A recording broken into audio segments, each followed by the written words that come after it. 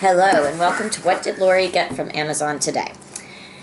This could be one of many things because they did do a little bit of Black Friday shopping.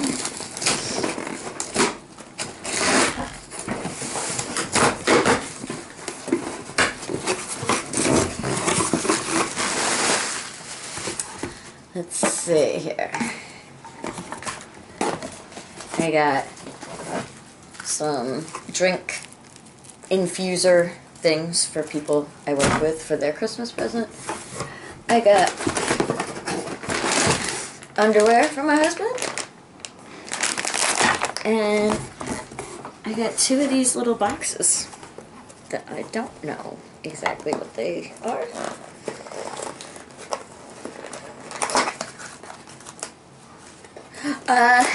Okay. They're doorbells for, like, an electronic doorbell.